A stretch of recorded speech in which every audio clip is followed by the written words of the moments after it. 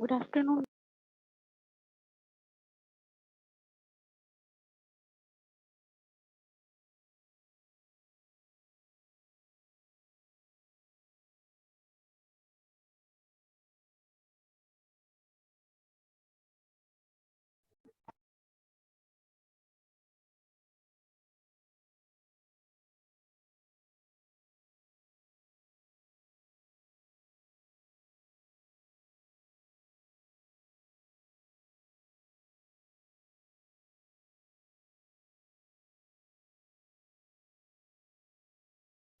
Good afternoon, everyone.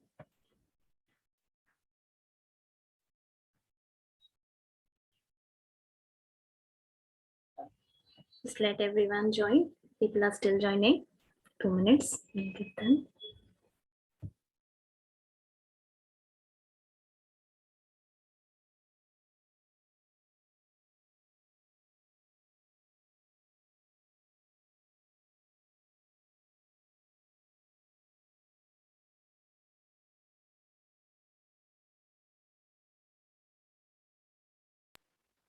Ma'am आप message कर दीजिए वन ग्रुप में। What? What should I message, Ruchi? Ma'am बहुतों को लग रहा है कि नहीं होगा क्लास, इसलिए भी। No, no. क्लास नहीं होगा का क्या मतलब है? ठीक है, हम लिंक डाल देते हैं.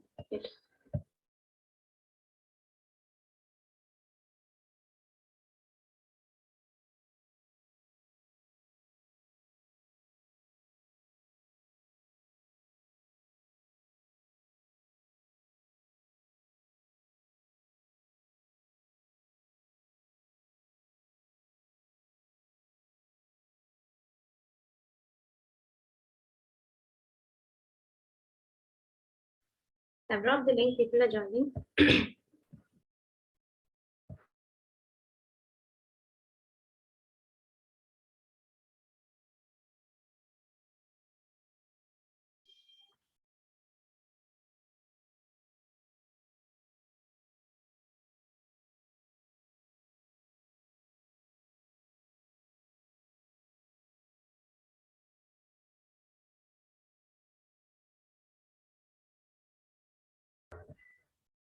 Okay. Start the class. We were doing training and development in the last class. Yes, ma'am. Okay. On the job training methods समझा दिए आप लोग को?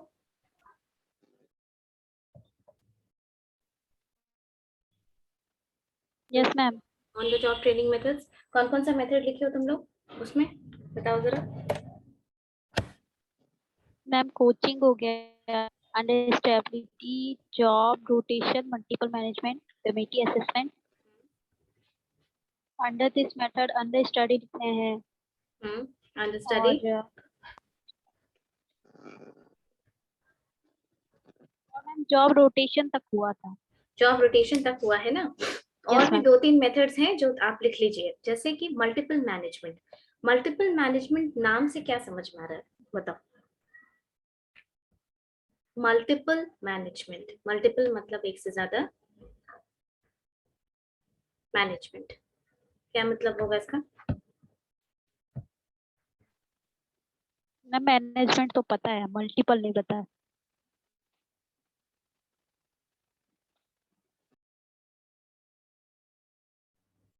मल्टीपल मैनेजमेंट का मतलब जब एक से ज्यादा मैनेजमेंट होता है ऑर्गेनाइजेशन में, और एक से ज्यादा मैनेजमेंट इसलिए बनाया जाता है ताकि आप ऑन द जॉब ट्रेनिंग के मेथड के तहत उसको मैनेज कर सकें, ठीक है, लर्न कर सकें ऑन द जॉब ट्रेनिंग में, then that is known as multiple management.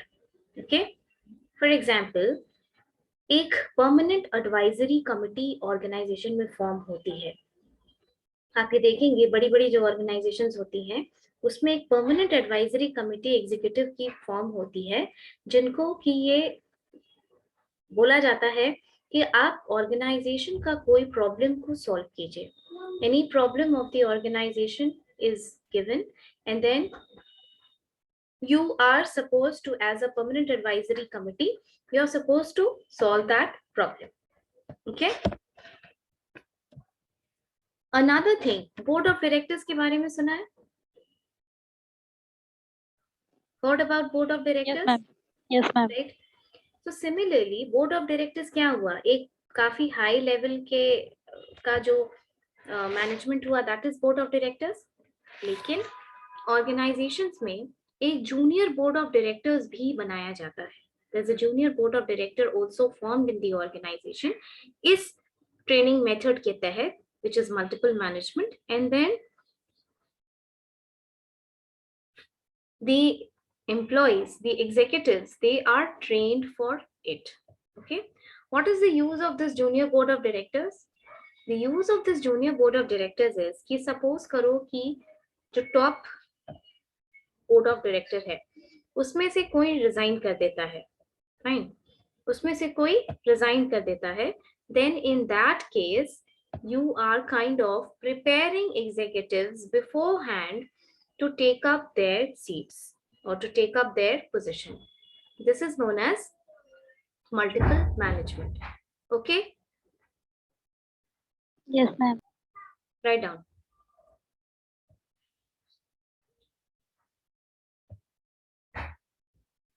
Multiple management is the name given to. Good evening, ma'am. Write down. Multiple management is the name given to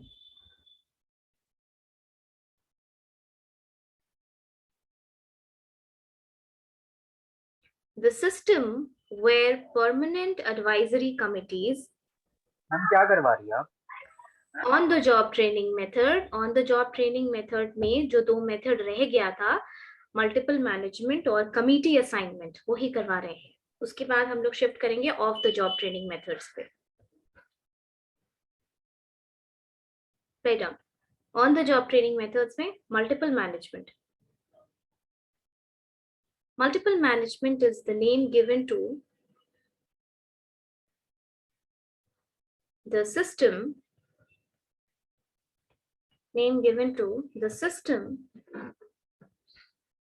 where permanent advisory committee of executives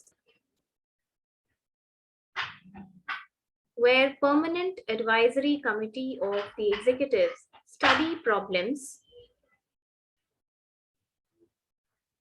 of the organization. Ma'am committee के बाद Committee of executives, वो committee किससे बनती है? Executive से. Of executives study problems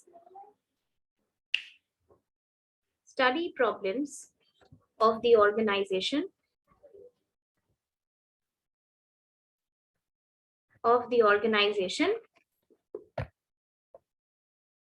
and make recommendations to higher management.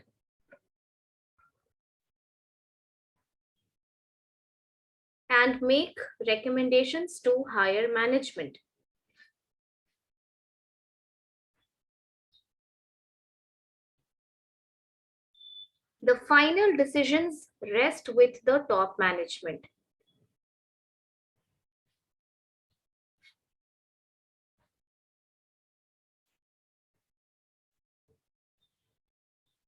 The final decision rests with the top management.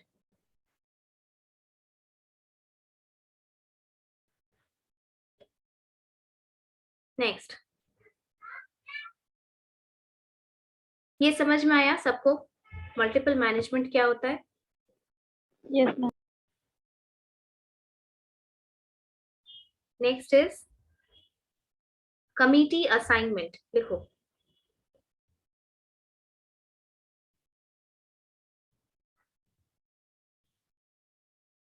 Committee assignment मतलब जो executives को आपको ट्रेन करना है, जिनको डेवलप करना है, you form a committee of those people, you form a committee of those employees, and then it's an ad hoc committee. लिखिए.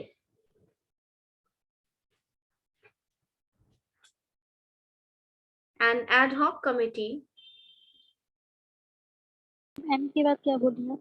एड हॉक मतलब टेम्पररी बेसिस पे.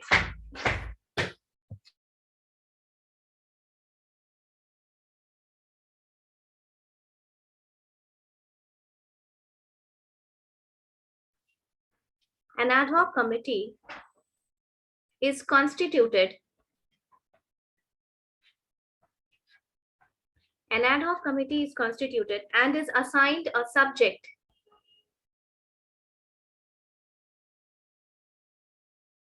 And is assigned a subject to make a recommendation.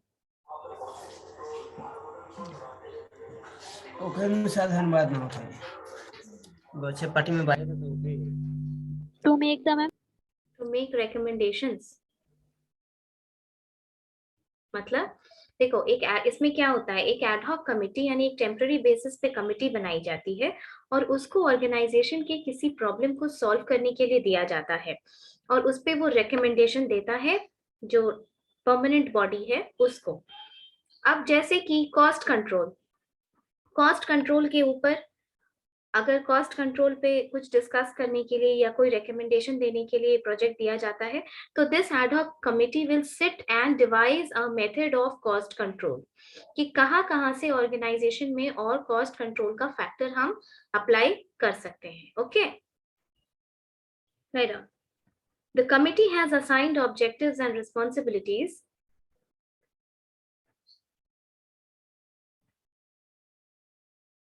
The committee has assigned responsibilities and objectives related to some aspect of the organization.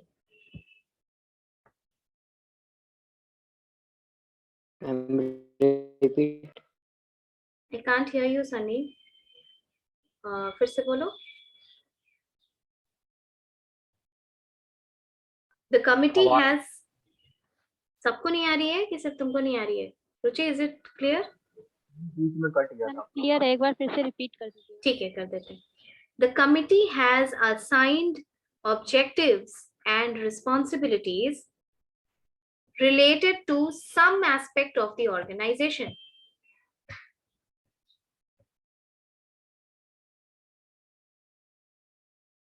Related to some aspect of the organization.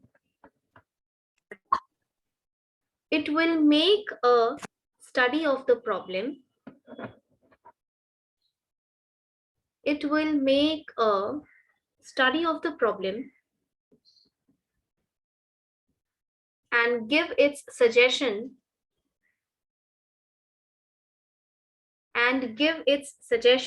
to the department head.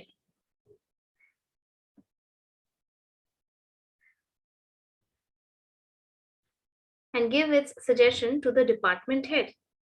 हो गया? Done. With this, we complete on the job training methods. ठीक है? On the job training methods खत्म हुआ इसके साथ साथ. Now we move towards the off the job training methods. अब ये बताइए और पहले ये बताओ कि off the job training methods क्या होता है?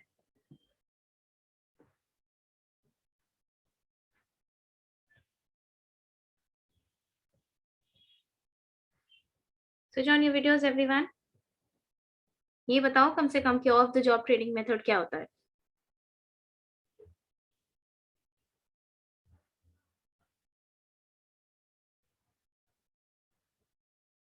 अब्दुल रहमान। मैम इसमें ये होता है ऑफ द जॉब ट्रेनिंग में। Wait. Abdul Rahman. Yes, ma'am. Switch on your video.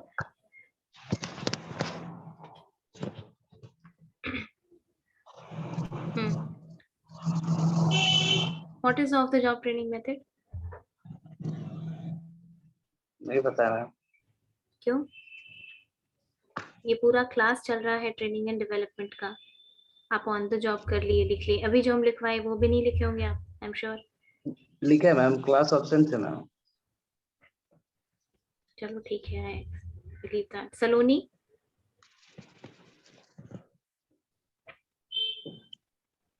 Saloni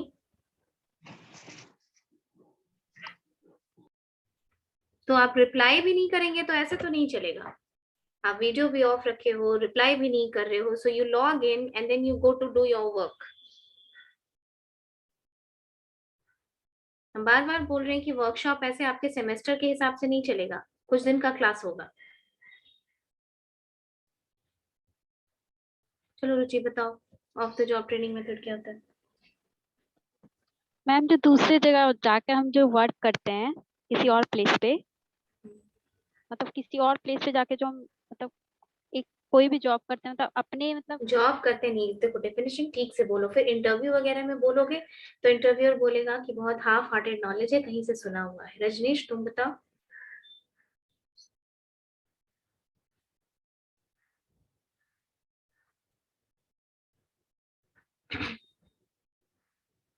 is the network okay? Network ठीक है? आवाज आ रही है रजनीश? मैम अब आ रही है। हाँ ठीक है, बताइए क्या बोल रहे थे तुम? Of the job training method क्या होता है? तो जब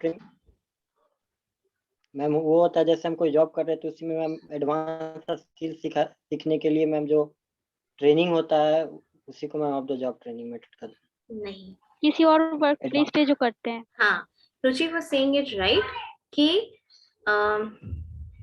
training which is given at a workplace other than that of job is known as off the job training method. ठीक है, समझ में आया? यानी Yes, कि ma'am. तुम्हारी वर्क प्लेस के अलावा जिस वर्क प्लेस पे ट्रेनिंग इम्पार्ट की जाती है that is known as off the job training method. जैसे एग्जाम्पल दो।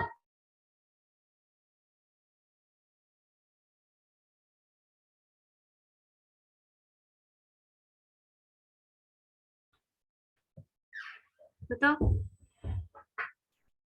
Training which is imparted at a place other than the workplace that is known as off the job training method। Example बताओ, बहुत सारे example बताए थे हम पिछले class में।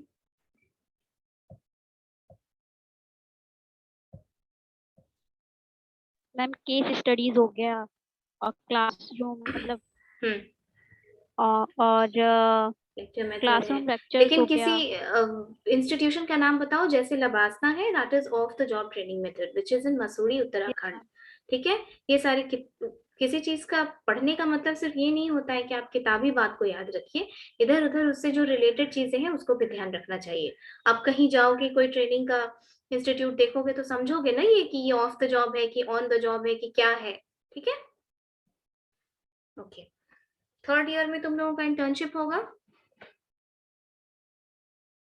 ना? थर्ड में होगा। हाँ, मैम पता नहीं हो भी सकता। नहीं होगा, थर्ड ईयर में तो इंटर्नशिप होती है। if covid doesn't disturb it then it will probably be there। okay, अब of the job training methods में कुछ मेथड्स हैं जो कि ऐसे वर्क प्लेसेस पे जिनको यूज करके ऑफ द जॉब ट्रेनिंग दी जाती है, जैसे कि लेक्चर मेथड। ओके, लिख लो इसको। For example lecture method. Lecture method समझ में आया? इसको तो समझाने की कोई जरूरत नहीं है। स्पेशल कोर्सेस, देखो पहला लिखो स्पेशल कोर्सेस। कभी आप लोग सब सोशल नेटवर्किंग साइट यूज करते होंगे, फेसबुक वगैरह यूज करते होंगे। कभी फेसबुक में सर्च करके देखना ऐसे, ठीक है, तब वो तुमको सजेस्टेड चीजों में वो बार बार दिखाएगा, तब तुमको ये समझ में आएगा। फेसबुक वगैरह को जब देखोगे, अगर तुम एग्जीक्यूटिव डेवलपमेंट प्रोग्राम के नाम से सर्च करोगे ना, तुमको बहुत सारे इंस्टीट्यूशंस वो दिखाना शुरू कर देगा सजेशंस में, जहां पर कि एग्जीक्यूटिव्स को ट्रेनिंग दी जाती है। अंडरस्टूड? जहां की एग्जीक्यूटिव्स को ट्रेनिंग दी जाती है और वहां पर वो 2-3 महीने का कोर्स होता है। अंडरस्टूड? 2-3 महीने का कोर्स होता है, जिससे आप अगर आप कहीं काम कर रहे हैं तो आपको ऑर्गेनाइजेशन से अप्रूव करके लेना पड़ता है कि हम वो कोर्स करने के लिए जा रहे हैं। और sometimes it is a paid course and sometimes as a part of career planning के पार्ट की तरह ऑर्गेनाइजेशन खुद तुमको भेजेगी वहां पर। अंडरस्टूड? तो this is known as special courses. वो जो क्लासरूम का कोर्सेज होता है, जैसे एग्जीक्यूटिव डेवलपमेंट प्रोग्राम, अब कोर्स का नाम HR एनालिटिक्स, मान लो कि HR analytics is the name of the course, और ये 2 महीने का कोर्स है। ठीक है, तो ये हो गया कोर्स का नाम, और ये हो गया तुम्हारे एग्जीक्यूटिव डेवलपमेंट के लिए of the job training method. समझ में आया? ऐसा होता है, स्पेशल कोर्सेज होता है, लेकिन ये बहुत कॉस्टली होता है, ये काफी कॉस्टली होता है, इसलिए जनरली लोग अपने पैसे से फाइनेंस नहीं कर पाते हैं। जो अच्छी ऑर्गेनाइजेशंस होती है ना, बड़ी ऑर्गेनाइजेशंस, जब आप वहां पर मैनेजर बन के जाएंगे, एग्जीक्यूटिव से मैनेजर प्रमोट होंगे और आपका परफॉर्मेंस अच्छा होगा ऑर्गेनाइजेशन में, तो ऑर्गेनाइजेशन कई बार खुद ही स्पॉन्सर कर देती है, खुद ही वो आपको सेंड करेगी कि आप कोर्स करके आइए। क्योंकि अच्छा, कोर्स करके आने से, ये बताओ, मान लो 4 लाख का प्रोग्राम है, ठीक है, उस कोर्स की कीमत 4 लाख, और ऑर्गेनाइजेशन 4 लाख रुपए तुम्हारे ऊपर खर्च कर रही है वहां कोर्स करने के लिए। इससे क्या फायदा होगा ऑर्गेनाइजेशन को, बताओ तुमको, क्यों इतना पैसा वो खर्च करेगी? तुम सीख के आओगे तो क्या होगा, सोच के बताओ।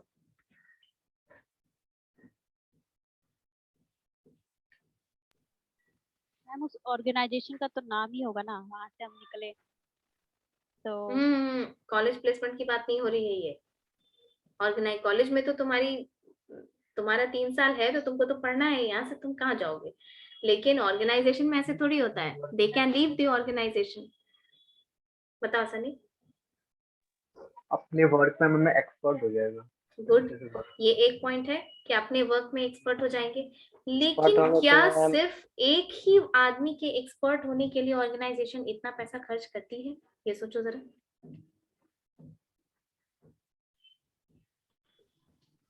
मैम एक्सपर्ट होंगे तो मैम ऑर्गेनाइजेशन के और भी एम्प्लॉय को मैम वो सिखा सकते हैं ma'am. Exactly, this is the point, यही पॉइंट है स्पेशल कोर्सेज से।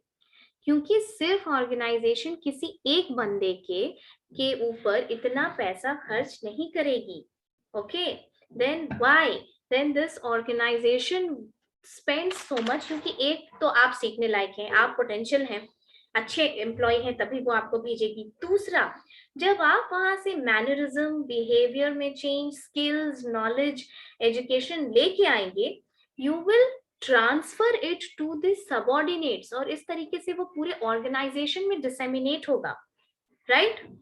ये होता है ना, कोई अच्छा टीचर क्लास में अगर पढ़ाता होता है, कोई अगर अच्छा टीचर पढ़ाता होता है, तो टीचर के पास जितनी स्किल्स है, क्या बोला जाता है, वो अच्छा टीचर वो नहीं जिसको बहुत नॉलेज है, ऐसे तो पीएचडी और पोस्ट डॉक्टर भी बहुत सारे टीचर्स मिल जाएंगे, लेकिन अच्छा टीचर कौन होता है? जिससे बच्चों को समझ में आए, उनका सब्जेक्ट उनको समझ में आए, अंडरस्टूड? तो अच्छा टीचर जो होगा वो क्या करेगा, वो अपना नॉलेज इस तरीके से तुमको इम्पार्ट करेगा कि तुम भी वो चीजें सीख जाओगे, राइट? उसी तरीके से एक अच्छा मैनेजर जिसको स्पेशल कोर्स के लिए भेजा जाता है ट्रेन करने के लिए, उसके ऊपर पैसा इस 2-3 रीजंस की वजह से खर्च होता है। First, that yes he is a good potential, अच्छा होगा तभी उसको भेजा जाएगा। दूसरा, इससे ड्यूअल फायदा है, जो बंदा काम सीख के आया उसको थोड़ी जॉब स्टेबिलिटी लगेगी, वो काम करेगा, क्योंकि ट्रेंड एम्प्लॉय हमेशा ही अनट्रेंड से ज्यादा बेहतर होता है, जितना सीखोगे उतना तुम्हारा वैल्यू बढ़ेगा मार्केट में। Then the other thing is he will disseminate his knowledge and skills, what Rajneesh said exactly, to all his other subordinates. वो जब मैनेज करेगा तो उसमें वो मैनरिज्म और उसमें वो बिहेवियर चेंज दिखेगा, और वो फिर ट्रांसफर होगा बाकी लोगों में। Got it? तो दिस वाज स्पेशल कोर्स। थोड़ा सा लिख लो 2-2 लाइन सबके बारे में, कभी कॉपी पलटोगे तो ध्यान रहेगा, और ऐसे भी ये चीज तुमको अभी 3rd ईयर में जाकर के फिर से पढ़ना है।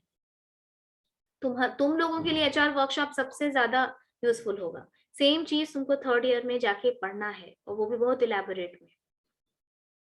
Special courses, write down. The executives may be required to attend special courses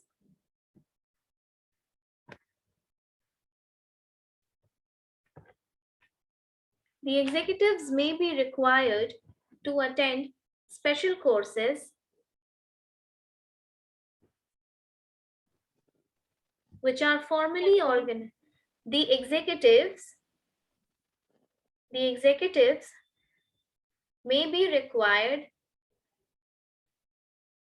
to attend special courses. जैसे XLRI का नाम सुने हो?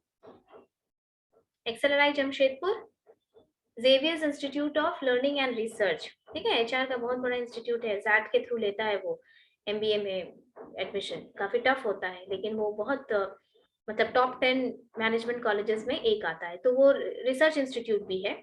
तो बाकी इस तरीके से जो एग्जीक्यूटिव डेवलपमेंट प्रोग्राम्स वगैरह होता है तो वो बराबर करवाता रहता है। वहां बहुत सारे स्पेशल कोर्सेज होते हैं। देखना कभी, अब पढ़ लिए ना तो अब ये सब चीज देखोगे तो समझ में आने लगेगा। Okay, right. The executives may be required to attend special courses which are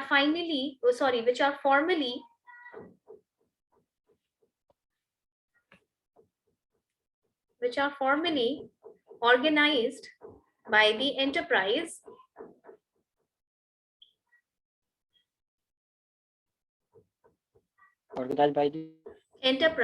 माने ऑर्गेनाइजेशन से enterprise with the help of experts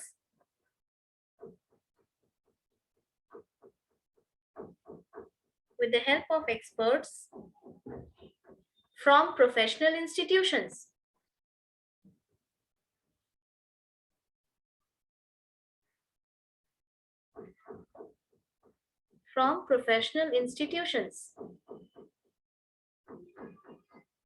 Next, the executives may also be sponsored, जो हम बताए कि यानी कंपनी ही भेजती है इनको सीखने के लिए। The executives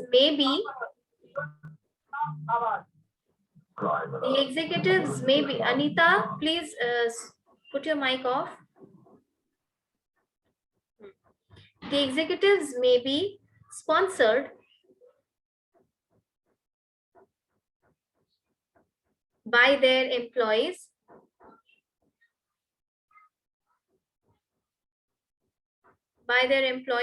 to attend the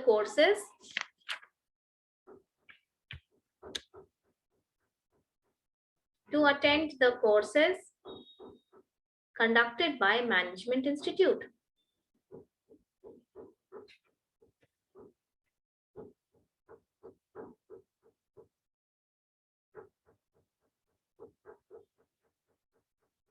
okay, ये हुआ स्पेशल कोर्सेज। अच्छा, स्पेशल कोर्सेज का कुछ ड्रॉबैक हो सकता है? देखो, ड्रॉबैक ये सुन लो, सिर्फ लिखने की जरूरत नहीं है। एक ड्रॉबैक तो ये होगा कि ये काफी महंगा होता है, तो really very costly. Okay, this is for 3 months programme, वो 80,000 90,000 depending upon the kind of course it is, वो लैक्स तक एक्सटेंड कर सकता है।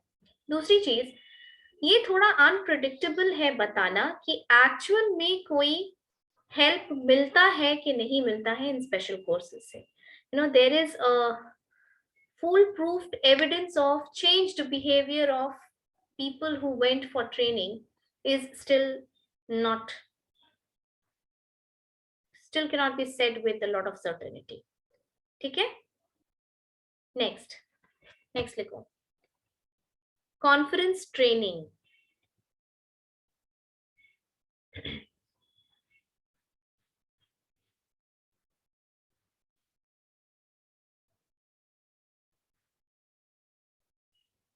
कॉन्फ्रेंस ट्रेनिंग, कॉन्फ्रेंस समझते हो? कॉन्फ्रेंस का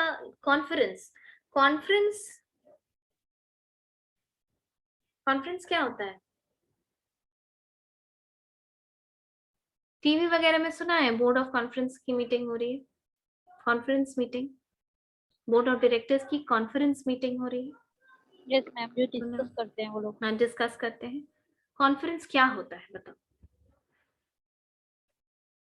सोच के बोलो, हम तुमसे एकदम वर्ड बाय वर्ड तो एक्सपेक्ट नहीं करेंगे ना जब तक हम बताएंगे नहीं।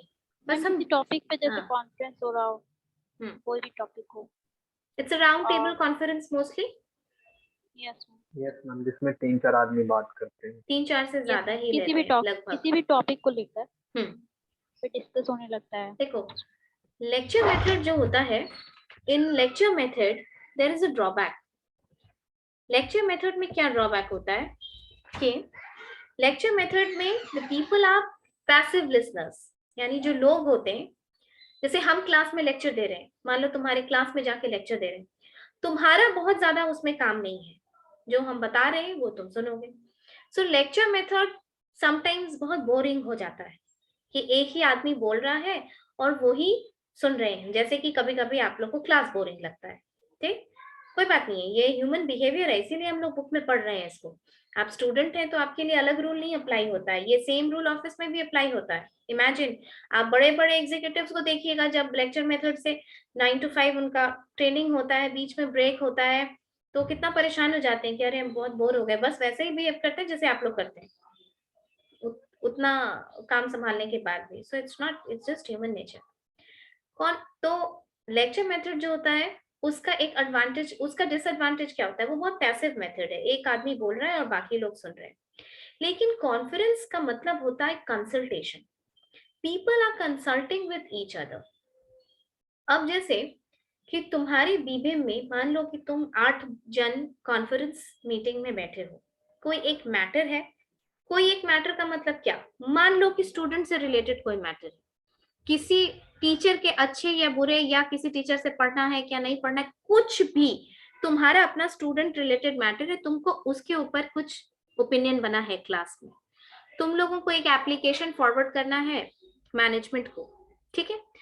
अब डिस्प्यूट हो रहा है तुम लोगों के बीच में कि आधे लोग बोलेंगे कि इसको इस तरीके से प्रेजेंट करो, कुछ लोग बोलेंगे नहीं नहीं इस तरीके से करो, थोड़ा मूड का ख्याल रखो, थोड़ा लिमिटेशंस का क्या, 10 तरीके की बात जो आपको एज अ स्टूडेंट समझनी चाहिए, सोचनी चाहिए।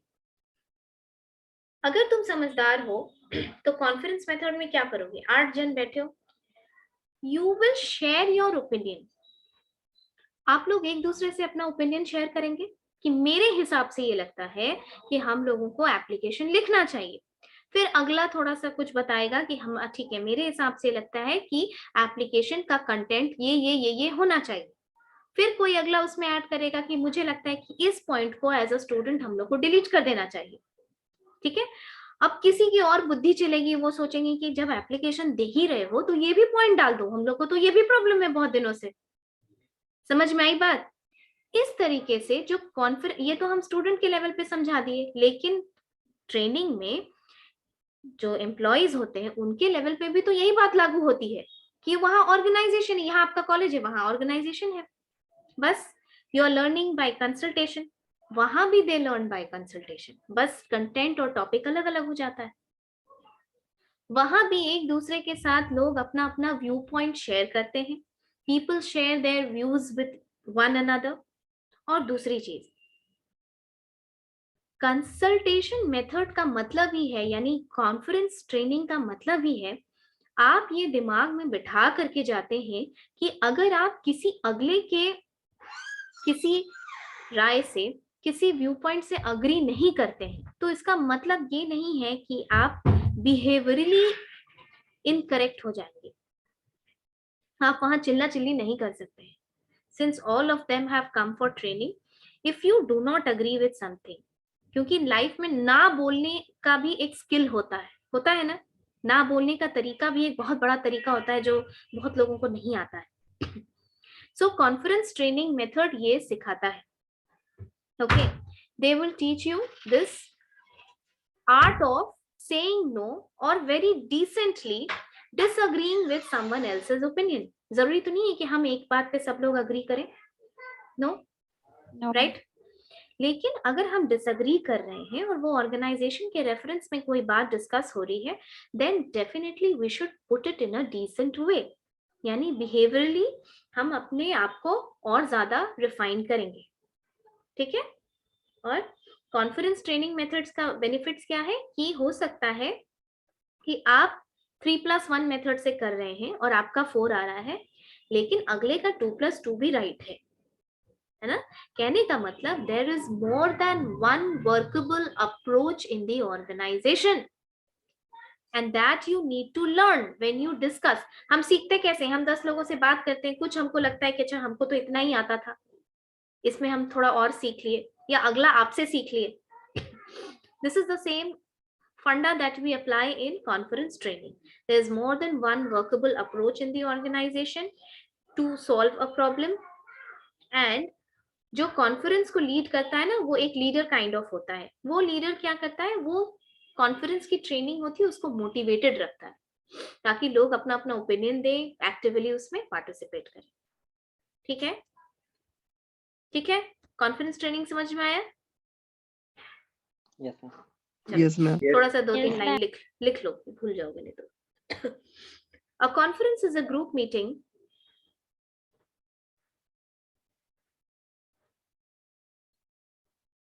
A conference is a group meeting conducted. A conference is a group meeting conducted according to an organized plan.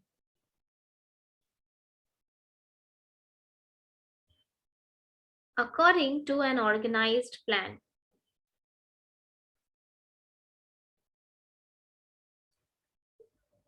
The members seek to develop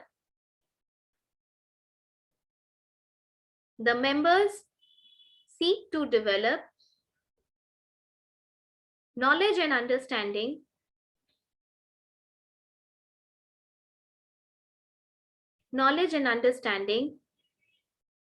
by obtaining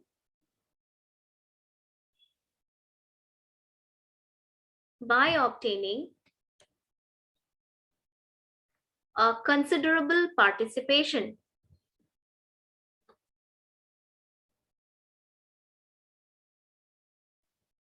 A considerable participation. As a member, यानी तुम as an individual, as a member, a person can learn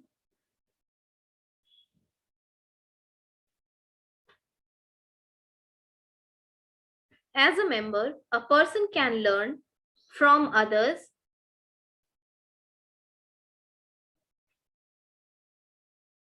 by comparing his opinions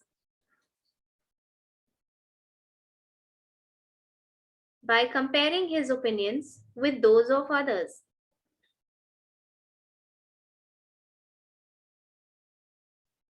By comparing his opinions with those of others, यानी तुम अपने opinion को दूसरों के opinion से compare करते हो कॉन्फ्रेंस में जब डिस्कस करते हो. As a conference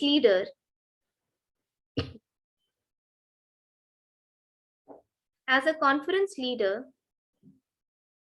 a person can develop his skills.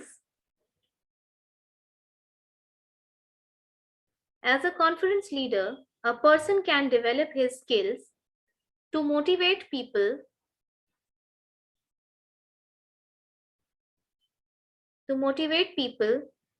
through his direction of discussion.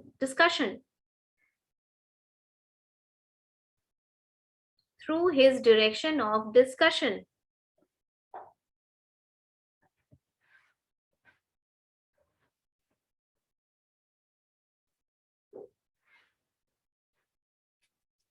ये समझ में आया? नेक्स्ट मेथड लिखो, role playing. ROLE role playing.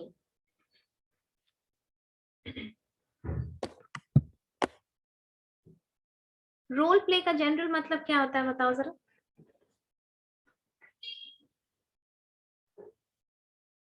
Role play करना क्या होता है? मैम जैसे कोई भी रोल प्ले करते हैं ना, स्कूल में बच्चे लोग को नहीं देखे हो फैंसी ड्रेस कंपटीशन में भालू बनता है, स्पाइडरमैन बनता है, देखे हो ना? किसी भी ड्रामा में लेना. ठीक है, रोल प्ले. हाँ, रोल प्ले का क्या मतलब होता है कि किसी और का रोल तुम प्ले कर रहे हो, राइट? किसी और का रोल तुम प्ले कर रहे हो. अब तुमको हम एक एग्जाम्पल से ये चीज समझाते हैं कि कैसे role play is a method of training. Suppose करो कि suppose I am teaching in class. Okay, just imagine that I am taking class in BBM. और बार बार ये समझाने के बाद भी कि क्लास में बात मत कीजिए, this is not how the decorum of the class has to be, this is not how class proceeds. फिर भी कोई एक लड़का है जो बहुत बदमाशी कर रहा है. Okay, he is not understanding the fact, he is taking things for granted. कि ठीक है, फिर भी बदमाशी कर रहे हैं, क्लास में हंसा रहे हैं, अननेसेसरी क्लास का माहौल लाइट कर रहे हैं, फिर भी वो किया जा रहा है. अब बहुत बार उस लड़के को मना करने के बावजूद अगर वो लड़का ऐसा कर रहा है और एक्सीड कर गया, he has crossed his limit, और हम उसको क्लास के बाहर कर दिए और सस्पेंड करवा दिए। ठीक है, कि ये लड़का discipline, this boy is not maintaining discipline in the class, nor is he letting others maintain discipline in the class. ठीक है, और उसकी बदमाशी इतनी बढ़ गई कि उसको क्लास के बाहर करना पड़ा और सस्पेंड करवा दिए 1 वीक के लिए। अब आप लोग तो फॉर ग्रांटेड लेते हैं कि मैम कुछ करेंगे नहीं, सिर्फ बोल रही है, सिर्फ बोल रही है, लेकिन जब क्लास के बाहर निकाल के सस्पेंड करा दिया तो फिर सब शांत हो गए। और कुछ लोगों का रिएक्शन ये आया कि इसमें ऐसे करने की क्या जरूरत थी मैम को, हल्ला ही तो कर रहा था, अब सस्पेंड हो गया, पूरे 1 वीक का अटेंडेंस चला गया, यहाँ अटेंडेंस का कितना प्रॉब्लम है, मैम को समझना चाहिए, इतना भी तो नहीं बदमाशी कर रहा था कि क्लास के बाहर निकाल दिया, मैम कितना इंसल्ट हो गया, बोल सकता है कोई। ठीक है, अब जिस लड़के ने ये बात बोली उस लड़के को अगले दिन हम बोले कि ठीक है हम बेंच पे बैठते हैं, तुम आओ और पढ़ाओ मेरी जगह पे, तुम आओ और मेरी जगह पे ये चैप्टर पढ़ाओ। ठीक है, वो पढ़ा लेगा, सपोज करो ये पहले से पढ़ा है, कुछ बताएगा वो, and I will behave in the similar manner जैसे वो लड़का कल कर रहा था। तुम वहां से खड़े होकर देखो कि तुमको ये अच्छा लगता है या तुम पढ़ा पाते हो कि नहीं पढ़ा पाते, क्योंकि एज अ टीचर मेरा रोल सिर्फ क्लास में पढ़ाना नहीं है, क्लास में डिसिप्लिन मेंटेन रहे ये भी मेरी रिस्पॉन्सिबिलिटी है। सपोज करो कि उस लड़के को परेशान करने लगे बाकी लड़के जैसे कल कर रहे थे, हो सकता है कि वो लड़का भी वही स्टेप ले जो मैंने पिछले दिन लिया, क्लास के बाहर निकाल देने का, क्योंकि वो लड़का एकदम अनमैनेजेबल है और वो बाकियों को भी खराब कर रहा है। ठीक है, नाउ द थिंग इज उस लड़के को ये कैसे समझ में आया कि हाँ मैम को यहाँ पे खड़े होकर के खराब लग रहा था। इतना बुरा लगता है, क्लास मैनेज करना इतना भी आसान नहीं होता है जितना कि बच्चों को बेंच पे बैठ के लगता है, because he played my role, क्योंकि वो मेरा रोल प्ले किया और तब उसको मेरे रोल से मतलब मेरे पोजीशन से रिलेट होकर के प्रॉब्लम समझ में आई कि मेरे रोल की क्या चैलेंजेस है। पहले वो बंदा उधर बैठा था और उधर बैठ करके उस लड़के को कभी कुछ समझ में नहीं आ रहा है कि मैम लोग को क्लास लेना या सर लोग को क्लास लेना कितना मुश्किल होता है, चैप्टर खत्म करना होता है, क्लास में डिसिप्लिन बार बार मना करने के बाद भी हम ये कर रहे थे, गुस्से में आकर के मैम ने ऐसा लिया। तो जहां पहले दिन वो लड़का ऐसे बोल रहा था कि मैम का बिहेवियर ही खराब है, मैम को एटीट्यूड प्रॉब्लम है, मैम ही खड़ूस है, वहां दूसरे दिन ही माइट अंडरस्टैंड कि मैंने जो किया वो मेरा सिचुएशनल प्रॉब्लम था and it is not the manifestation of my behaviour. Understood? मेरे बिहेवियर का, मेरे एटीट्यूड का, मेरी पर्सनालिटी का वो मैनिफेस्टेशन नहीं है, लेकिन वो सिचुएशन ऐसा था कि मुझे वैसा करना पड़ा। तो ये चीजें कैसे समझ में आती है? रोल प्ले से। रोल प्ले का एक बहुत बड़ा इम्पैक्ट होता है आपकी साइकोलॉजी पे जब आप इसकी ट्रेनिंग करते हैं। फॉर एग्जाम्पल, अभी तक हम तुमको तुम्हारे एग्जाम्पल से समझाए, अब समझो। मान लो कि तुम रोल प्ले की ट्रेनिंग कर रहे हो, तुमको रोल प्ले दिया गया, तुमको एक कस्टमर बना दिया गया और तुमको एक सेल्समैन बना दिया गया ऑर्गेनाइजेशन की तरफ से, और अगले को एक दूसरा जो ट्रेनिंग कर रहा है उसको कस्टमर बना दिया गया। ठीक है, अब देखो सेल्समैन तो यही चाहेगा कि कम से कम दाम में बेचे, ज्यादा से ज्यादा दाम में बेचे, उसका सेल कन्वर्ट हो जाए, और जो सेल्समैन होगा, जो कस्टमर होगा सॉरी, वो तो यही चाहेगा कि उसको कम से कम दाम में बेहतर क्वालिटी मिले, राइट? अब ये स्क्रिप्ट नहीं दिया रहता है रोल प्ले के टाइम पे, जब ट्रेनिंग होती है उनको बता दिया जाता है कि आपका रोल्स ये है, अब आप टॉक कीजिए, 20 मिनट 25 मिनट टॉक कीजिए और बाकी लोग उसको देखते हैं। आप जब इस टाइप के रिलेशन में आते हैं तो आप कॉन्फ्लिक्ट सिचुएशन भी फेस करते हैं, करोगे ना? कस्टमर बीच में बोल देगा कि नहीं लेना, जाओ हम दूसरे कंपनी का खरीद लेंगे, ये बोल सकता है मुझे नहीं चाहिए तुम्हारा प्रोडक्ट, जाओ। अब उसमें तुम एज अ सेल्समैन ये नहीं बोल सकते हो कि ठीक है चलो जाइए, क्योंकि तुम्हारा ये काम है कि तुम अपनी कंपनी का सेल्स कन्वर्ट करो। तो तुम अच्छे सेल्समैन तो तभी हो जब तुम अपने कंपनी का सेल्स कन्वर्ट कर पाओ। तो what happens in this case? आप कॉन्फ्लिक्ट सिचुएशन में भी पेशेंस रखना और उसको सॉल्व करना सीखते हैं, राइट? उसके अलावा भी इस टाइप का, जैसे कस्टमर सेल्समैन का हम एक एग्जांपल दिए, उसके अलावा मैनेजर और सबऑर्डिनेट का भी एग्जांपल तुम ले सकते हो, जहाँ पे कि मैनेजर के ऊपर बहुत सारा स्ट्रेस है, रिस्पॉन्सिबिलिटीज है, लेकिन उस सिचुएशन में भी अपने आप को काम रखना, कंपोज्ड रखना। आजकल देखिए ऑर्गेनाइजेशन में भी योगा क्लासेस और ये और वो और बहुत सारा डेवलपमेंटल ट्रेनिंग और ये सब होने लगा है। देखे हो योगा कैंप वगैरह? नहीं देखे हो किसी ऑर्गेनाइजेशन में? यस मैम, देखिए। देखे हो ना? ये सब इसीलिए होता है ताकि आपको शांत किया जा सके, काम and composed and overall health is taken care of.